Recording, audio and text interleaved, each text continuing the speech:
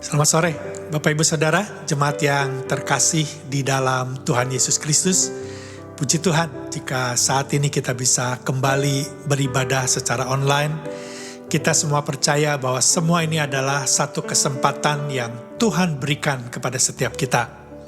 Kita percaya bahwa Tuhan hadir dimanapun kita berada, beribadah online saat ini. Dan biarlah kehadirannya boleh membawa setiap kita boleh semakin mengenal dan mengasihi Tuhan. Oleh sebab itu Bapak Ibu Saudara, biarlah waktu yang Tuhan berikan ini jangan kita sia-siakan. Biarlah kita mengambil kesempatan ibadah sore hari ini hanya bagi kemuliaan nama Tuhan. Biarlah kita boleh menjalankan ibadah ini dengan hati yang sungguh-sungguh mengasihi Tuhan. Oleh sebab itu mari kita berdoa kepada Tuhan untuk memohon biar kehadirannya boleh mengubahkan kehidupan kita, boleh mengubahkan keluarga kita dan gereja di mana kita beribadah. Mari kita berdoa. Bapa kami yang ada di surga, yang kami kenal di dalam nama Tuhan Yesus Kristus, biarlah roh-Mu yang hadir di antara kami dimanapun kami berada saat ini ya Tuhan, boleh bekerja sepenuhnya di antara kami. Kami membuka hati kami, biarlah roh Allah yang penuh dengan kuasa boleh menyatakan kuasa-Mu di tengah-tengah kami ya Tuhan. Sekalipun kami tidak berkumpul di tempat yang sama, tetapi Engkau tidak dibatasi oleh ruang dan waktu ya Tuhan. Kami berdoa biarlah kami boleh membawa pujian dan penyembahan kami sepenuhnya di hadapan-Mu ya Tuhan. Kami berdoa biarlah Engkau yang menyucikan dan menguduskan hati, pikiran dan perbuatan kami. Supaya kami bisa dengan penuh hormat masuk di dalam hadirat-Mu yang Maha Kudus dan Maha Mulia. Terima kasih sekali lagi untuk kesabaran, untuk kemurahan hati, untuk kesempatan yang Kau berikan kepada setiap kami ya Tuhan. Kami berdoa biarlah melalui ibadah ini, sekalipun kami dipisahkan secara ruang dan waktu ya Tuhan, tetapi melalui tubuh Kristus Engkau mempersatukan kami. Kami boleh fokus kepadamu ya Tuhan, boleh beribadah dengan hati yang penuh dengan pengucapan syukur dan penuh iman, supaya kami boleh mengenal Engkau dengan lebih baik. Terima kasih Tuhan, bekerjalah di antara kami. Di dalam nama Yesus kami berdoa dan mengucap syukur. Sama-sama katakan, amin. Bapak Ibu Saudara, mari kita memuji dan menyembah Tuhan bersama-sama. Mari kita memuji dengan penuh pengucapan syukur, dengan penuh iman dan hati yang sungguh-sungguh.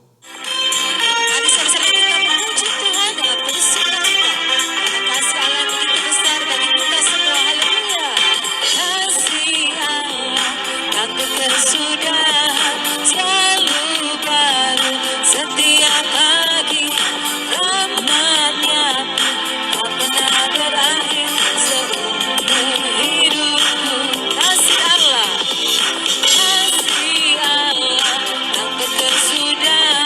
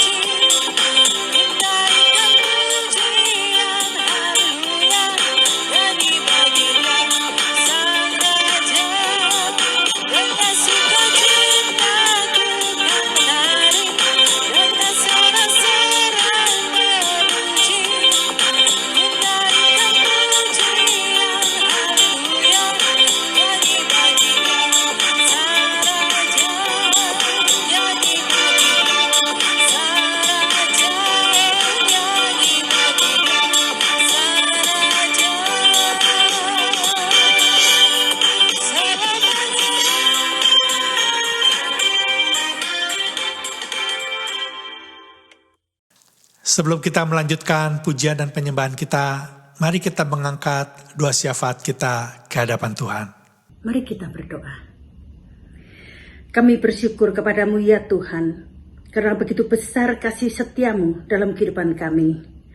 Allah yang selalu peduli dengan kami. Bapa, saat ini kami mau berdoa bersama-sama, menaikkan doa-doa syafaat kami ke hadapan-Mu. Kami naikkan doa kami untuk misionaris Roy Gunarso, Grace dan Elliot yang melayani di China. Dan entah di mana saat ini mereka berada. Di tengah pandemik seperti ini, walaupun keadaan sedang sangat sulit untuk bergerak kemana-mana, Engkau tetap pakai mereka dengan cara-Mu yang luar biasa ya Tuhan, agar mereka tetap dapat mengabarkan Injil kemana saja Engkau perintahkan mereka pergi. Biarlah kabar keselamatan dan sukacita bisa menjangkau orang-orang yang membutuhkan dan yang Engkau pilih untuk mendapat keselamatan. Biarlah di masa-masa pandemik yang sulit seperti ini terjadi banyak revival, orang mencari Engkau dan banyak yang diselamatkan. Kami berdoa untuk penuaian jiwa-jiwa. Engkau pakai para misionaris ini Tuhan untuk bersaksi bagi nama-Mu. Pakailah misionaris-misionaris di seluruh dunia untuk menyatakan rencana-Mu ya Tuhan, mengabarkan Injil dan menuai jiwa-jiwa. Tuhan, tolong jaga mereka, jauhkan dari bahaya dan dari sakit penyakit. Urapi mereka dan biarlah mereka tetap melayani dengan semangat yang menyala-nyala dan dengan sukacita. Kami juga berdoa bagi Tim dan Aileen di Calgary. Engkau pun memperhatikan ladang pelayanan yang mereka kerjakan. Menerjemahkan Alkitab dalam berbagai macam bahasa daerah. Mengajar dan menuntun para misionaris di pelosok-pelosok sehingga firman Tuhan dapat tersebar sampai ke ujung bumi. Tuhan, tolong lengkapi segala kebutuhan finansial para misionaris. Janganlah sampai pelayanan mereka terhambat karena masalah finansial. Engkau Allah yang tidak pernah meninggalkan hamba-hamba-Mu ini ya Tuhan. Kami juga bawa Tuhan negara Indonesia di hadapan-Mu. Keadaan pandemik di sana masih sangat parah. Banyak korban terkena COVID-19 karena masyarakat banyak yang tidak mentaati peraturan-peraturan yang ada. Tuhan, Engkau tolong sadarkan mereka bahwa pandemik ini bukan hal yang bisa disepelekan oleh mereka, agar masyarakat sadar untuk membantu pemerintah menghadapi pandemik ini dengan taat pada peraturan. Tolong Tuhan, beri kekuatan dan perlindungan kepada para dokter dan seluruh staf di rumah-rumah sakit untuk bekerja dengan penuh semangat dan kesabaran. Hikmat bagi pemerintah Indonesia dari pusat sampai ke daerah-daerah. Kerjasama yang baik dalam menyalurkan vaksin yang telah tersedia sehingga banyak orang diselamatkan. Lindungi Presiden Jokowi ya Bapa dan seluruh jajaran pemerintahan. Tolong Tuhan, berikan hikmat dan kemampuan dan kesatuan untuk mereka dapat mengatur perekonomian di Indonesia dengan bijaksana, sehingga rakyat tetap bisa hidup dengan sejahtera dan seluruh bangsa Indonesia bisa melewati masa pandemi ini dengan baik. Banyak orang kembali kepadamu dan mencari Engkau. Biarlah Indonesia penuh dengan kemuliaan-Mu. Hamba juga berdoa Tuhan bagi keluarga-keluarga korban Sriwijaya Air yang baru mengalami musibah. Berikan kekuatan dan penghiburan kepada mereka. Beberapa teman kami yang kami kenal, baik di Indonesia dan di mana saja, yang baru meninggalkan kami. Pulang ke rumah-Mu ya Bapa. Hati kami ikut bersedih atas kehilangan orang-orang yang kami kasihi. Berikan penghiburan dan kekuatan bagi keluarga mereka dan kami semua yang sedang berduka saat-saat ini. Tuhan, tolong lindungi kami, jemaat gereja ini, keluarga kami, teman-teman kami, dan sanak saudara kami di mana saja mereka berada. Jauhkan dari sakit penyakit, jauhkan dari COVID-19, jadikan kami warga yang taat akan peraturan, dan jadikan kami kesaksian bagi nama-Mu. Biar nama-Mu ditinggikan lewat kehidupan setiap kami. Terima kasih ya Tuhan. Engkau telah mendengar setiap doa-doa kami ini, yang kami panjatkan di dalam nama Tuhan Yesus dengan ucapan syukur. Amin. Biarlah di tahun 2021 ini Tuhan, semakin hari kami boleh makin mencintai Tuhan dan menjadikan Tuhan yang terutama di dalam kehidupan kami. Haleluya. Yang terutama di dalam hidup ini, meninggikan nama Yesus. Yang terutama di dalam hidup ini, memuliakan namanya. Yang terutama di dalam hidup ini, meninggikan nama Yesus. Yang terutama di dalam hidup ini, memuliakan namanya. Haleluya, haleluya. Saya mencintai Yesus. Haleluya, haleluya.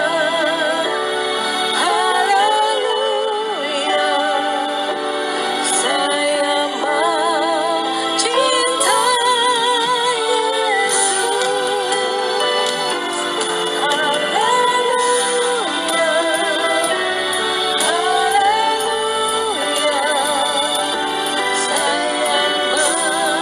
mencintai Yesus.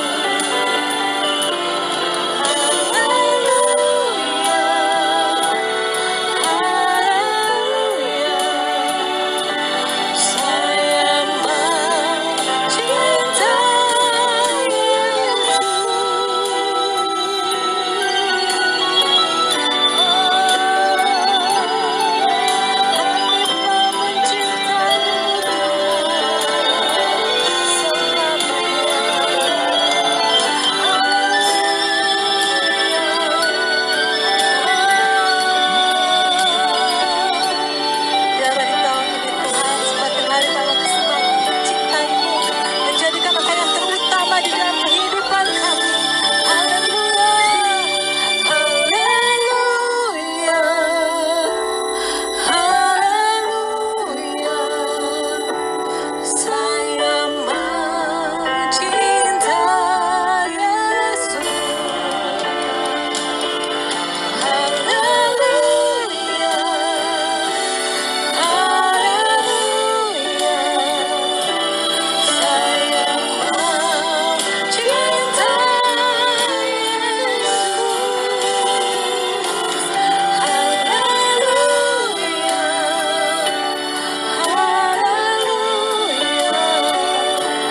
Saya mencintai Yesus. Haleluya, haleluya.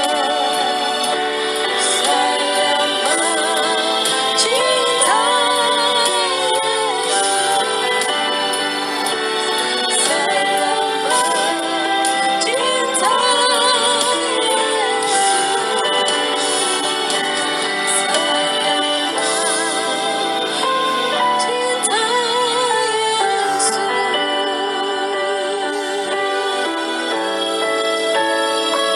mencintai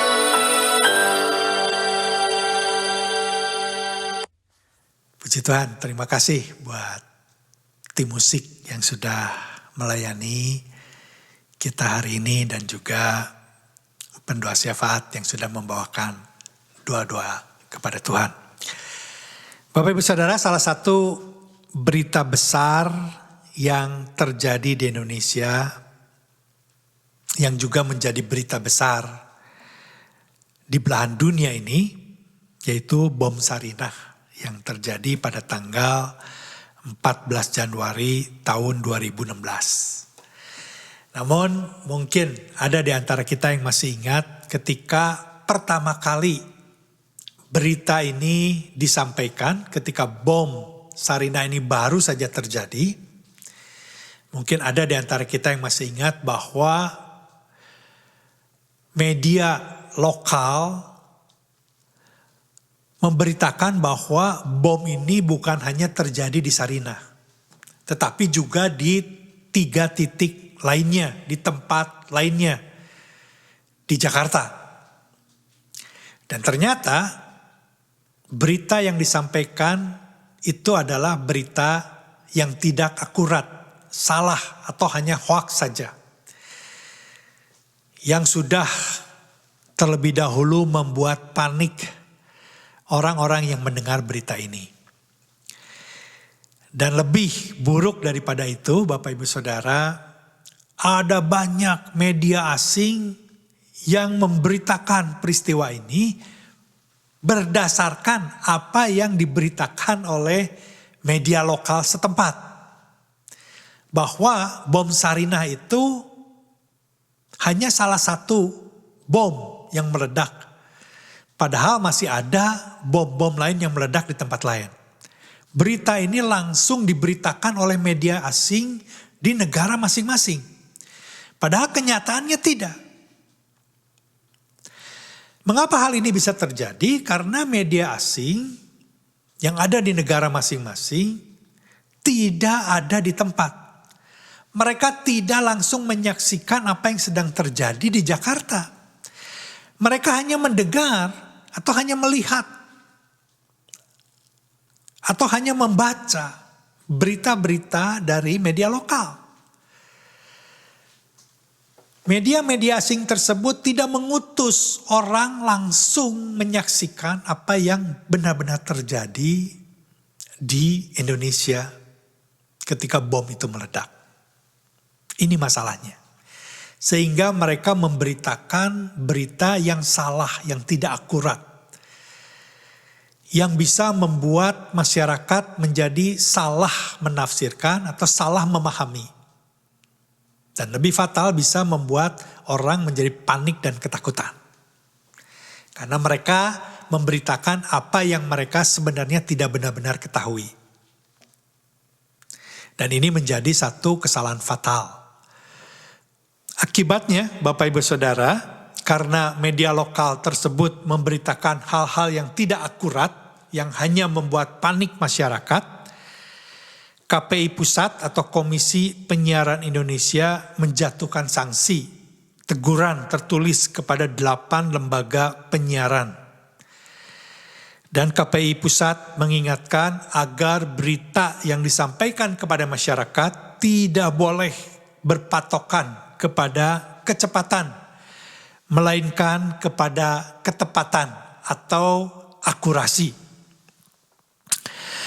Bapak Ibu Saudara, inilah hal yang ingin disampaikan oleh Yohanes kepada para pembaca suratnya.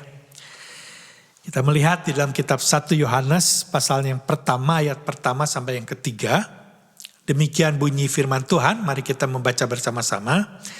Apa yang telah ada sejak semula, yang telah kami dengar, yang telah kami lihat dengan mata kami, yang telah kami saksikan, dan yang telah kami raba dengan tangan kami tentang firman hidup, itulah yang kami tuliskan kepadamu. Hidup itu telah dinyatakan dan kami telah melihatnya. Dan sekarang kami bersaksi dan memberitakan kepada kamu tentang hidup kekal yang ada bersama-sama dengan Bapa dan yang telah dinyatakan kepada kami. Apa yang telah kami lihat dan yang telah kami dengar itu kami beritakan kepada kamu juga, supaya kamu pun beroleh persekutuan dengan kami. Dan persekutuan kami adalah persekutuan dengan Bapa dan dengan anaknya Yesus Kristus. Di dalam menyampaikan surat-suratnya, Yohanes ingin memastikan bahwa isi surat yang dia tuliskan tentang Yesus Kristus merupakan satu peristiwa yang benar. Karena memang dia merupakan saksi hidup. Bahkan Yohanes adalah rasul yang hidup bersama-sama dengan Yesus, mulai dia dipilih menjadi murid Yesus, sampai Yesus mati di atas kayu salib, sampai Yesus bangkit, bahkan sampai ketika Yesus naik ke surga. Yohanes ingin memastikan kepada penerima suratnya bahwa apa yang dia tulis bukan berita bohong, bukan hoax. Bukan dia dengar dari orang lain, tetapi dia benar-benar menyaksikan dengan matanya. Bahkan dia bisa meraba Yesus ketika Yesus hidup. Dan semua yang dikatakan Yesus, yang dia dengar, itu yang dia beritakan, yang dia tuliskan kepada para pembaca surat yang dia sampaikan. Yohanes juga bukan hanya saksi yang benar melihat, menyaksikan Yesus, namun dia juga adalah salah satu rasul yang berani mengatakan yang benar dan berani bersikap benar atau melakukan apa yang dia anggap benar yang diajarkan oleh kebenaran itu sendiri, yaitu Yesus Kristus. Bapak Ibu Saudara, bisa saja seseorang menyaksikan satu peristiwa dengan mata kepala sendiri, namun belum tentu ia mau dan berani mengatakan apa yang dia saksikan. Atau mungkin saja seseorang tahu yang benar, tetapi belum tentu dia mau untuk melakukan yang benar. Namun Bapak Ibu Saudara, sebagai orang percaya, sudah seharusnya kita meneladani Yohanes. Seseorang yang tahu akan kebenaran, dia juga seorang yang mengatakan kebenaran, dan dia juga seorang yang melakukan kebenaran. Karena hanya dengan demikian maka kita akan bertumbuh semakin dewasa di dalam Tuhan. Inilah yang akan kita pelajari dalam beberapa pertemuan ke depan. Bagaimana agar kita bisa bertumbuh semakin dewasa di hadapan Tuhan melalui kebenaran dan kasih. Kitab yang akan kita bahas adalah kitab 2 Yohanes dan 3 Yohanes. Dan hari ini kita akan membahas kitab 2 Yohanes, ayat yang pertama sampai ayat yang ketiga, sesi yang pertama. Mari kita membacanya bersama-sama. 2 Yohanes pasal yang pertama, ayat yang pertama. Dari penatua kepada ibu yang terpilih dan anak-anaknya yang benar-benar aku kasihi, bukan aku saja yang mengasihi kamu, tetapi juga semua orang yang telah mengenal kebenaran. Ayat yang kedua, oleh karena kebenaran yang tetap di dalam kita dan yang akan menyertai kita sampai selama-lamanya. Kasih karunia, rahmat dan damai sejahtera dari Allah Bapa dan dari Tuhan Yesus Kristus, Anak Bapa, akan menyertai kita dalam kebenaran dan kasih. Demikian bunyi firman Tuhan. Berbahagialah setiap kita yang membaca, merenungkan dan melakukan kebenaran firman Tuhan. Mari kita berdoa sekali lagi. Bapa, kami paham dan mengerti bahwa hanya Allah Roh Kudus yang sanggup menolong setiap kami boleh mengerti apa yang akan Engkau firmankan saat ini ya Tuhan. Oleh sebab itu biarlah Roh-Mu sendiri yang ada di dalam setiap kami, yang hadir dimanapun kami beribadah saat ini, yang bekerja sepenuhnya memberikan pengertian, pengilhaman ya Tuhan. Seperti yang Kau ilhamkan kepada Yohanes, itulah yang akan kami dengar saat ini ya Tuhan. Lembutkan hati kami, buka telinga kami, dan buka mata kami untuk melihat kebenaran firman Tuhan ini yang mengubahkan kehidupan kami ya Tuhan. Terima kasih. Di dalam nama Yesus kami berdoa dan mengucap syukur. Sama-sama katakan amin. Bapak Ibu Saudara, Yohanes yang artinya kemurahan hati Tuhan atau Tuhan yang bermurah hati adalah penulis kitab Yohanes, kitab 1, 2, 3 Yohanes dan kitab Wahyu. Seorang atau rasul yang langsung dipilih oleh Yesus Seperti yang dituliskan di dalam kitab Matius pasalnya ke-10 ayatnya yang ke-2.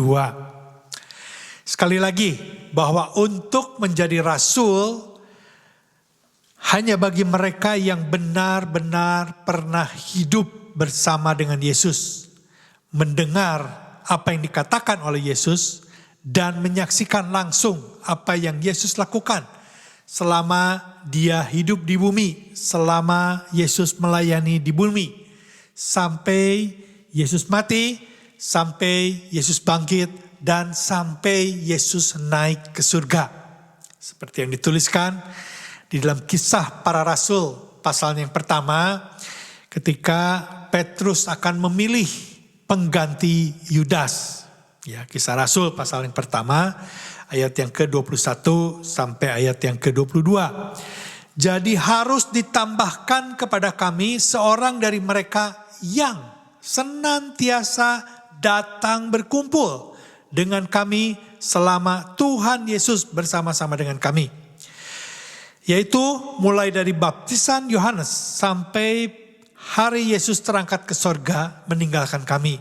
Untuk menjadi saksi dengan kami tentang kebangkitannya. Bapak Ibu Saudara, melalui keterangan ayat-ayat yang barusan kita baca, apa yang dikatakan oleh Petrus, maka kita tidak perlu meragukan lagi bahwa Yohanes adalah rasul yang langsung dipilih Tuhan dan menyaksikan seluruh kehidupan Tuhan Yesus Kristus selama dia melayani 3,5 tahun di muka bumi ini. Bahkan Bapak Ibu Saudara, kita tahu bahwa Yohanes adalah murid satu-satunya yang langsung menyaksikan kematian Yesus di atas kayu salib, yang langsung melihat detik-detik terakhir kehidupan Yesus di dunia ini. Dan satu-satunya murid yang mana Yesus menyampaikan pesan khusus sebelum dia menghembuskan nafas terakhirnya untuk menjaga ibunya. Pemahaman ini sangat penting Bapak Ibu Saudara, supaya kita meyakini dan percaya bahwa penulis surat 2 Yohanes dan 3 Yohanes adalah Yohanes sendiri. Karena di dalam surat ini Yohanes tidak memperkenalkan dirinya sebagai Yohanes yang menuliskan, tetapi Yohanes hanya menuliskan bahwa penulis surat ini adalah seorang penatua. Dan ketika Yohanes memperkenalkan dirinya sebagai penatua, si penerima surat ini yang dalam hal ini adalah ibu dan anak-anaknya, itu tahu persis bahwa Yohanes sebagai penatua itu bukan sebagai penatua biasa atau penatua pada umumnya yang memang pada saat gereja mula-mula berdiri sudah ada banyak penatua. Tetapi ibu dan anak-anaknya ini memahami bahwa Yohanes adalah penatua yang khusus. Seorang pemimpin dan gembala yang dihormati oleh mereka karena memang memiliki wibawa tersendiri. Dan lebih daripada itu Bapak Ibu Saudara, seorang penatua yang memang sudah benar-benar tua. Kita tahu bahwa Rasul Yohanes adalah seorang murid Yesus atau rasul dari 12 rasul yang hidupnya paling tua. Ya, yang pada saat itu ketika Yohanes menuliskan surat ini diperkirakan usianya kurang lebih 100 tahun. Jadi bukan saja penatua, tetapi memang dia adalah penatua yang memang sudah tua. Yang dalam usia sedemikian tua pun, Yohanes masih setia melayani Tuhan. Seorang yang masih setia dan giat melayani Tuhan, sekalipun usianya sudah tidak muda lagi.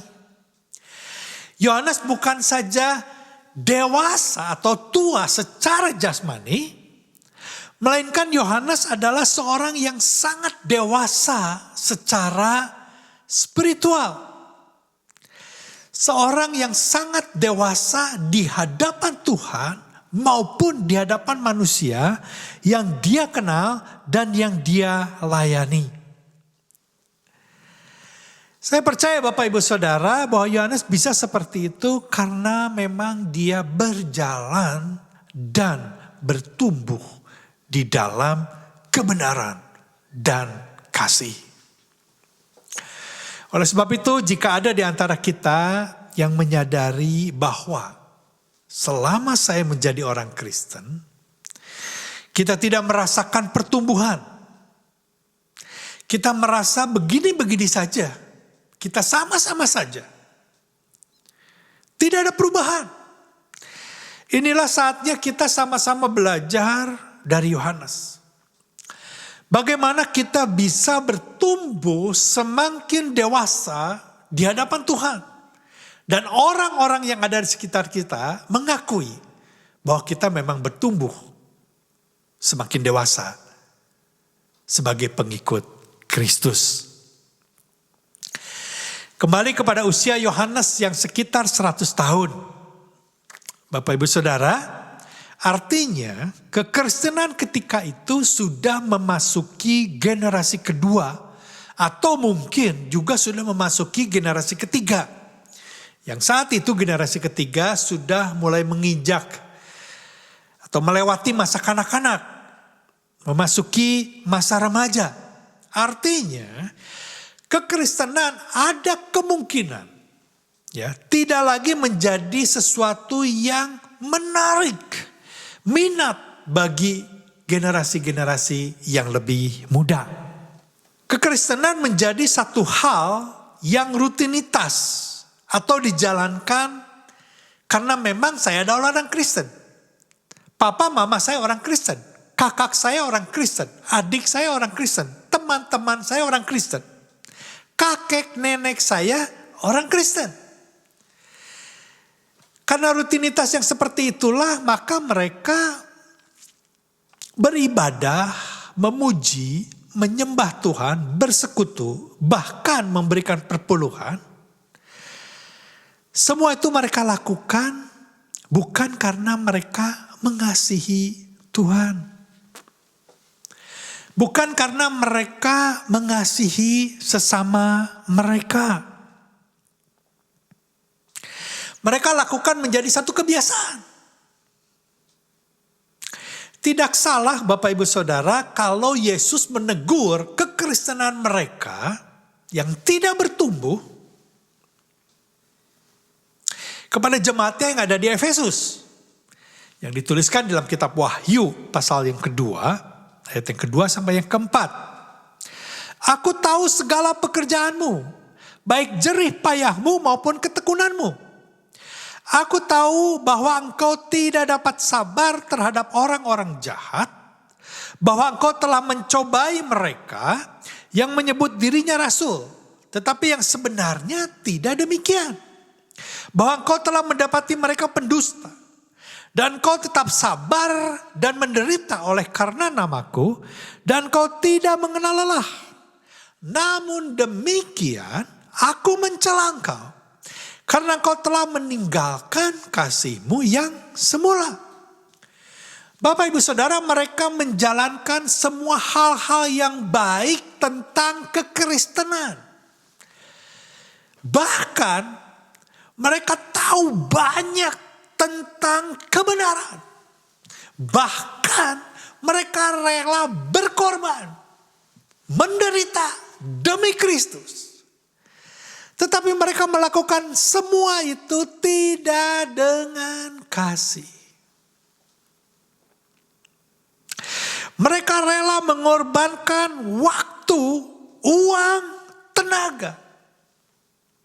Tetapi Tuhan tahu bahwa mereka melakukan semua itu tidak dengan hati. Mereka hanya melakukan sebagai tugas dan kewajibannya saja. Tuhan tahu. Mereka tidak melakukan itu dengan sungguh-sungguh dari hati yang paling dalam, yang mengasihi Tuhan. Bapak Ibu Saudara, jika itu yang kita rasakan saat ini, mungkin kita menjadi orang Kristen yang rajin beribadah. Kita sedang beribadah saat ini online. Kita menunggu waktu ini supaya kita bisa beribadah bersama-sama. Kita bisa memuji dan menyembah Tuhan bersama-sama. Bahkan mereka yang terlibat di dalam pelayanan ibadah ini mungkin memuji, menyembah Tuhan, tim musik. Tetapi kita melakukan semua itu sebagai tugas dan tanggung jawab saja.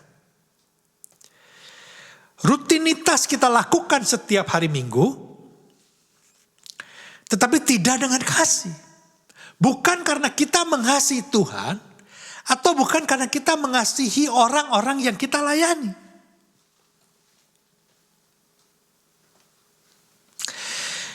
Mungkin ini yang Tuhan katakan kepada setiap kita.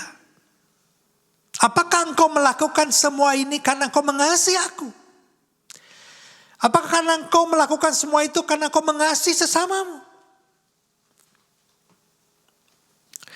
Bapak Ibu Saudara, inilah yang ingin Yohanes ajarkan kepada kita. Inilah yang Tuhan mau kita bukan saja tahu tentang kebenaran ini, tetapi mau melakukan kebenaran ini. Yaitu kita melakukan semua yang kita tahu dengan kasih. Mengapa Bapak Ibu Saudara? Karena jangan-jangan seluruh jerih payah kita, pengorbanan kita, semuanya sia-sia. Karena tidak berkenan di hadapan Tuhan. Karena sebenarnya kita sudah menjadi orang Kristen yang sudah kehilangan kasih yang mula-mula. Mari kita melanjutkan lebih jauh lagi. Kita membaca sekali lagi 2 Yohanes pasal pertama ayat yang pertama. Dari penatua kepada ibu yang terpilih dan anak-anaknya yang benar-benar aku kasihi. Bukan aku saja yang mengasihi kamu, tetapi juga semua orang yang telah mengenal kebenaran. Yohanes menuliskan bahwa penerima suratnya adalah seorang ibu yang terpilih dan anak-anaknya. Berdasarkan literatur yang saya baca, ibu dan anak-anaknya bisa diartikan sebagai memang benar-benar satu pribadi, yaitu seorang ibu dan anak-anaknya. Tafsirkan secara hurufiah. Namun juga bisa diartikan sebagai gambaran. Ibu digambarkan sebagai gereja atau persekutuan orang Kristen. Dan anak-anak digambarkan sebagai jemaat dari gereja atau persekutuan tersebut. Ya, ada 2 pemahaman. Namun kita tidak mau memperdebatkan mana yang lebih benar saat ini. Ya, karena kita ingin fokus kepada pesan yang mau disampaikan melalui surat ini kepada kita. Atau yang Yohanes mau sampaikan kepada penerima surat ini. Seperti yang barusan kita baca, Yohanes ingin menyampaikan bahwa dia benar-benar mengasihi ibu dan anak-anaknya. Kata benar-benar di sini dalam bahasa aslinya dapat diartikan sebagai bahwa Yohanes menulis surat ini kepada orang yang memang benar-benar dia kasihi dari hati yang paling dalam. Bukan basa-basi, tetapi memang sungguh-sungguh. Atau dengan kata lain, memang begitu kenyataannya. Memang saya mengasihi kamu. Mengatakan yang benar. Ya. Bahwa Yohanes memang benar-benar mengasihi si penerima surat ini. Yaitu yang dalam hal ini Dituliskan sebagai ibu yang terpilih dan anak-anaknya. Bapak Ibu Saudara, inilah yang seharusnya kita teladani dari Yohanes. Tidak peduli sudah berapa lama Yohanes menjadi orang Kristen, di akhir pelayanannya pun dia masih melakukan pelayanannya, atau apa yang dia lakukan tetap disertai dengan kasih. Yohanes melakukannya bukan karena terpaksa atau karena rutinitas. Saya ingin mengulangi sekali lagi, seperti tadi yang sudah saya katakan, mari kita beribadah benar-benar karena kita mengasihi Tuhan. Mari kita melakukan tugas dan kewajiban kita sebagai suami atau istri, karena kita memang benar-benar mengasihi pasangan hidup kita. Mari kita benar-benar mentaati atau melayani orang tua kita, karena memang kita benar-benar melakukannya, karena kita memang mengasihi mereka. Ketika kita melayani di rumah, memasak, memberi makan, memelihara, menjaga anak-anak, mencari nafkah untuk anak-anak, untuk keluarga kita. Mari kita melakukan itu semua karena kita memang benar-benar mengasihi mereka. Yohanes melanjutkan, dia menuliskan bahwa bukan saja dirinya yang mengasihi ibu yang terpilih dan anak-anaknya, melainkan juga semua orang yang telah mengenal kebenaran. Kebenaran yang ini memiliki arti yang lain. Kalau kita melihat dalam bahasa aslinya, kode yang digunakan berbeda. Kata kebenaran di bagian ini mengacu selain kepada benar-benar, seperti yang saya sudah jelaskan tadi, kenyataannya seperti itu, tetapi juga mengacu kepada kebenaran yang menggambarkan satu pribadi. Yaitu kebenaran itu sendiri, dan itu berarti mengacu kepada Yesus Kristus yang adalah kebenaran. Di bagian lain Yohanes menuliskan sebelumnya, dalam kitab Yohanes pasal yang ke-14 ayat yang ke-6, Yohanes mengutip perkataan Yesus yang mengatakan, "Akulah jalan dan kebenaran dan hidup. Tidak ada seorang pun yang datang kepada Bapa kalau tidak melalui aku." Artinya Bapak Ibu Saudara, Yohanes sedang mengatakan bahwa saya sangat mengasihi ibu dan anak-anak. Tetapi bukan saya saja. Semua orang yang sudah mengalami kebenaran juga mengasihi ibu dan anak-anak. Artinya bagi mereka yang sudah mengalami kebenaran, kasih yang daripada kebenaran itu mengalir melalui orang-orang itu untuk mengasihi ibu dan anak-anak yang dimaksud oleh Yohanes. Dengan kata lain, Bapak Ibu Saudara, mengenal kebenaran artinya sudah mengalami kebenaran itu sendiri. Artinya sudah dibenarkan sehingga menjadi orang-orang yang seiman atau menjadi orang Kristen. Orang-orang yang sudah menerima Yesus sebagai Tuhan dan Juru Selamat. Orang-orang yang dosanya sudah ditebus. Dengan kata lain, setiap orang percaya. Yohanes menuliskan, orang-orang seperti inilah yang benar-benar mengasihi ibu dan anak-anaknya. Kasih itu mengalir. Ada kasih yang dirasakan, ada kasih yang dialami, ada kasih yang diberikan oleh orang-orang yang menamakan dirinya sebagai orang Kristen. Jadi bukan hanya antara Yohanes terhadap ibu dan anak-anaknya, melainkan juga antara orang-orang yang percaya kepada ibu dan anak-anaknya.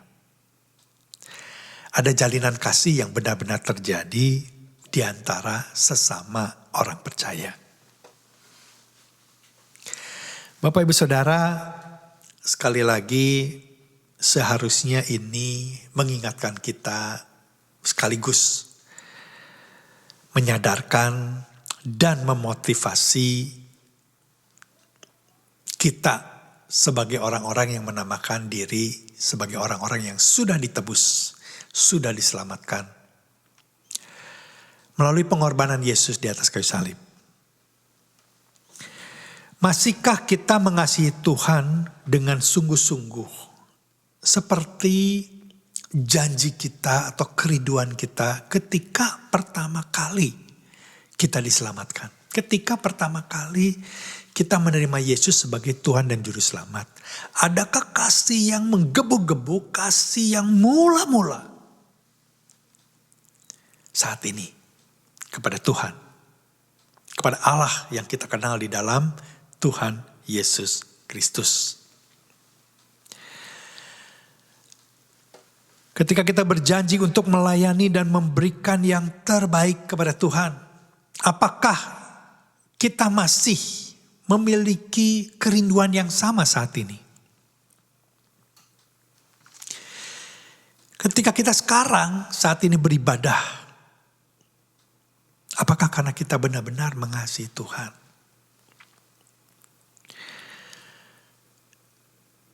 Ketika kita melayani, memuji, menyembah, apakah kita melakukannya dengan kasih? Ketika kita menjalankan tugas tanggung jawab kita setiap hari, apakah kita melakukannya dengan kasih? Apakah kasih mula-mula masih ada di dalam hati kita saat ini?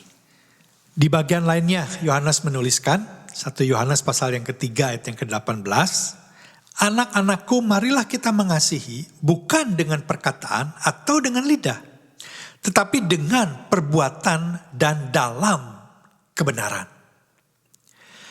Artinya Bapak Ibu Saudara, mungkin kita mengatakan kita mengasihi, tetapi belum tentu kita sebenarnya sedang mengasihi.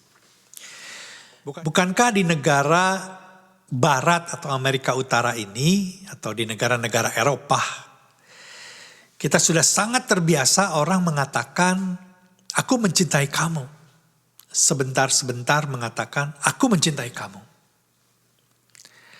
Tetapi sebenarnya kita tidak sedang mencintai orang yang kita katakan kita sedang mengasihinya. Dalam rumah mengatakan aku mencintai kamu, tetapi begitu keluar rumah dia mencintai orang lain dan mengatakan yang sama.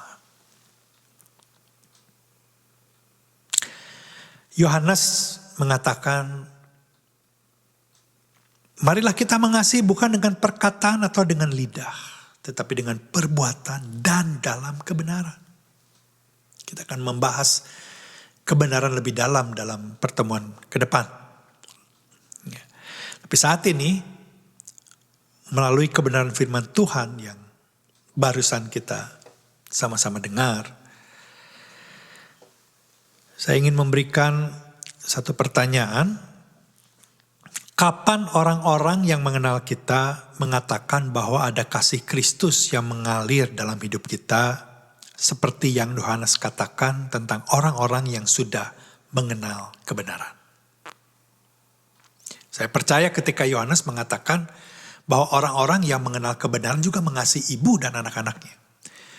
Saya percaya Yohanes melihat, Yohanes tahu, bisa dibuktikan bahwa memang ada orang-orang yang seperti itu. Oleh sebab itu, pertanyaan saya, apakah atau kapan kita mendengar ada orang mengatakan bahwa ada kasih Kristus dalam kehidupan kita? Apakah masih ada kemarahan yang kita pendam? Ada kebencian yang kita simpan dalam hati kita? Ini kesempatan untuk menyelesaikan dosa-dosa yang berkaitan dengan tidak mengasihi. Bapak Ibu Saudara jemaat yang terkasih di dalam Tuhan Yesus Kristus, ini saatnya kesempatan bagi kita untuk bertobat dan berbalik kepada Tuhan, untuk kembali menjalankan kasih yang mula-mula, baik kepada Tuhan maupun kepada sesama kita, khususnya saudara-saudara seiman kita. Bukan nanti, sekarang. Bukankah Allah sudah mengasihi kita jauh sebelum kita mengenal Dia?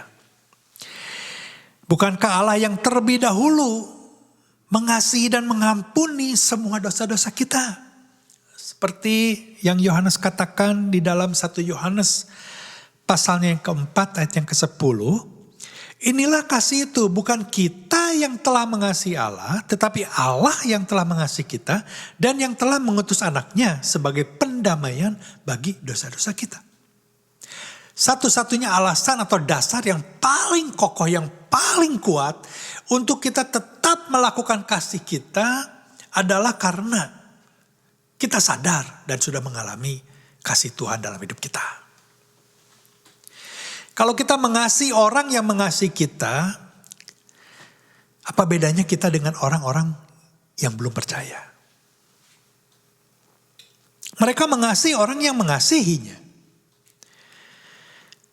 Tetapi kita sebagai orang percaya, kita harus mengasihi bukan karena mereka mengasihi kita, bukan karena orang-orang memberi atau berbuat baik kepada kita, tapi karena kita sadar dan sudah mengalami bahwa Tuhan begitu baik kepada kita. Bapak Ibu Saudara, saya tidak bisa lupa sampai saat ini, dan saya percaya ada di antara Bapak Ibu Saudara yang memiliki pengalaman yang sama dengan kita. Ketika kita kecil, menginjak remaja,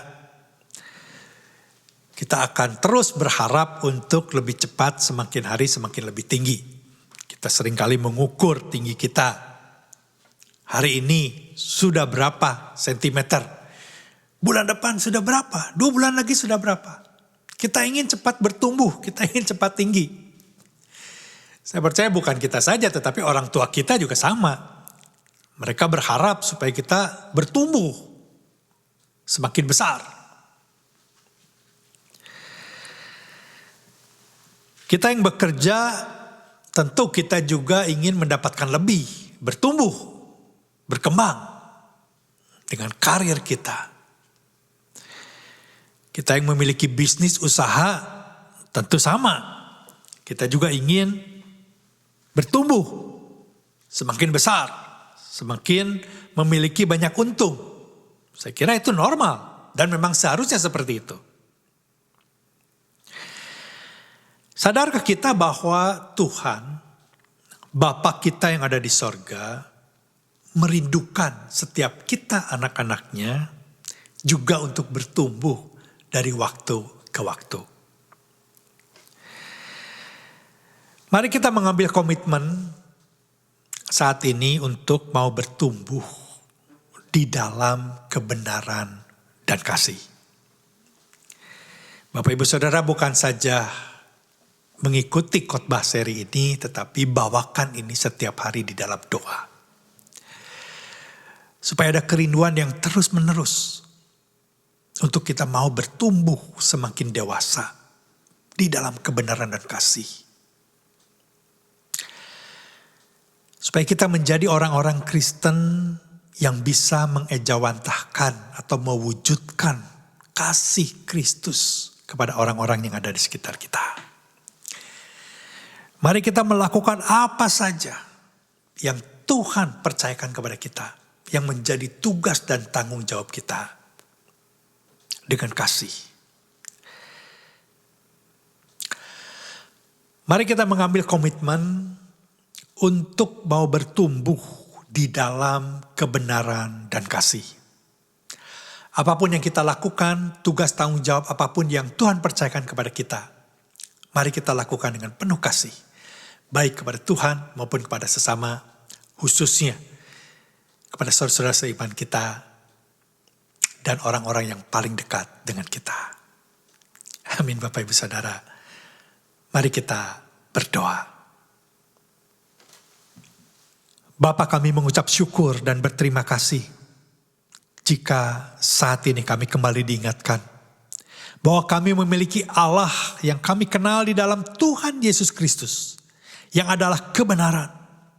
Begitu mengasihi setiap kami. Jauh sebelum kami mengenal Engkau, Engkau sudah mati di atas kayu salib untuk mengampuni dosa-dosa kami ya Tuhan. Seberapapun besarnya dosa kami, Engkau tidak mendendam ya Tuhan.